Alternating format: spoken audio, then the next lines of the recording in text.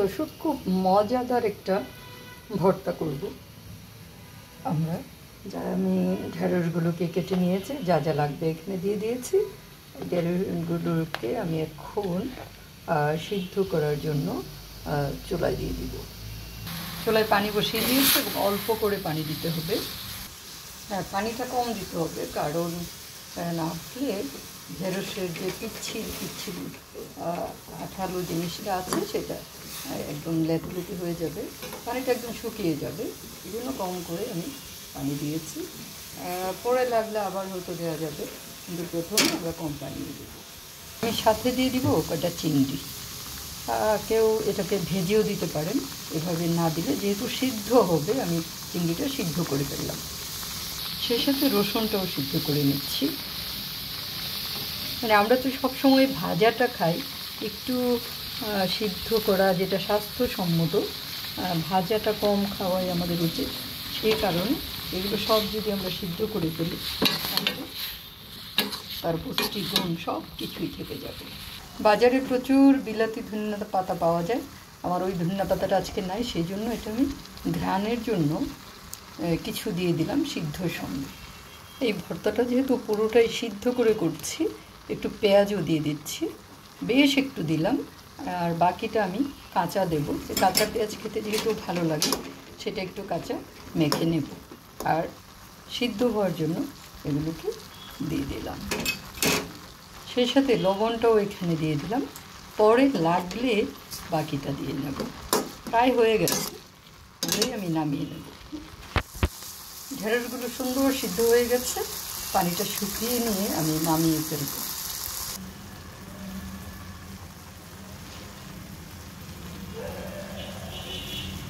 একদমই সিদ্ধ হয়ে গেছে, এখনই আমি নামিয়ে নেব। মরিচটা ভাজার জন্য দিয়ে দিলাম একটু সরিষার তেল, যেহেতু সরিষার তেলটাই আমার লাগবে ভর্তাটা করতে, তাই সরিষার তেলটাই দিয়ে দিলাম। আমি শুকনো মরিচটা ভেজে কাঁচা মরিচটাও একটু ভেজে নেব, একটু টালা দিয়ে তারপর নামিয়ে নেব। আপনারা চাইলে চিংড়িটা এরকম ভেজেও দিতে পারেন, আমি সিদ্ধই করলাম, সিদ্ধটাতে আমি আজকে থাকলাম। মরিচটা ভেজে নিলাম একদম মচমচে করে। এটা ঠান্ডা হলে আমি এই তেলে বা এই জায়গাটিতে ভর্তাটা বানিয়ে নেব। চুলাটা নিভিয়ে দিয়ে আমি কাঁচা পেঁয়াজটা একটু করে নেড়ে নিচ্ছি। যদিও প্রয়োজন নেই, কাঁচাটাই আমরা খেতে পছন্দ করি, তারপরও একটুখানি করে নিলাম। যারা পছন্দ করেন না, একদমই কাঁচা খাবেন পেঁয়াজগুলো, তারা কিন্তু এখানে দেওয়ার দরকার নেই। এটা ঠান্ডা হয়ে গেছে কড়াই, জাস্ট তেলটা লেগেছে। ঢেঁড়স পেঁয়াজ সব ঠান্ডা হয়ে গেছে, আমি নিয়ে নিলাম। মরিচটাকে একটু, কাঁচা মরিচটাকেও কিন্তু আমি একটু ভেজেছি ঘ্রাণ হওয়ার জন্য। আর শুকনো মরিচ দুইটাকে আমি এখন, অনেকে চাইলে চিলি ফ্লেক্সও দিতে পারে, কিন্তু এইটা সাথে সাথে ভাজার যে টেস্ট এটা কিন্তু ওখানে হয় না। তারপরেও প্রয়োজনের কাজ কিন্তু হয়ে যাবে। আর এই পেঁয়াজটাকে আমি সরিষার তেলটাতে একটু ভেজেছিলাম, এখন আমি এটাকে জাস্ট কচলে নেব। হ্যাঁ, আপনারা কেউ চাইলে গ্লাভস ব্যবহার করতে পারেন, আমি করলাম না। অনেকের হাতে ঝাল হয়, ঝাল লাগে, সেই কারণে করে নিতে পারেন। আমি একটু চিংড়ি দিয়েছিলাম, আর এই চিংড়িটা যে দিতে হবে এমন কোনো কথা নেই, কিন্তু চিংড়িটা দিলে অনেক টেস্ট হয়। তো এই যে খুব সহজ একটা কাজ হয়ে গেল, ঢেঁড়স ভর্তা এত সহজে হয়ে গেছে। এটাকে আমি আর একটু কচলে নিচ্ছি, এবং এই ঠিক আমি যেভাবে করেছি এভাবে করে দেখবেন কতটা অসাধারণ হয়, কতটা। হ্যাঁ, এই জিনিসটা আমি ফেলে দিই, আমি জানি না আপনারা ফেলবেন কিনা। এই মাঝখানে যেটা শক্ত থাকে এটা কিন্তু আমি ফেলে দিই।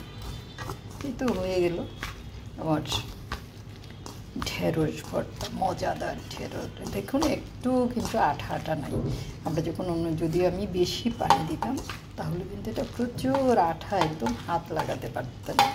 কিন্তু আপনি যে খেয়াল করুন, আমি এই কড়াইটাতেই করলাম, আর নষ্ট করলাম না অন্য কিছু।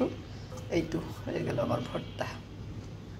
এবার শুধু খাবেন, নেবেন আর খাবেন। ও আমি একটু লবণ চেক করি, না লবণ দেওয়া লাগবে না, হয়ে গেছে। অসাধারণ একটা। আর ধনিয়া পাতাগুলো আমি 2বার দিয়েছি কাঁচা এবং সিদ্ধতে, যে কারণে আরও মজার একটা ঘ্রাণ হয়েছে। এই যে এই শক্তগুলো আমি ফেলে দিলাম কিন্তু।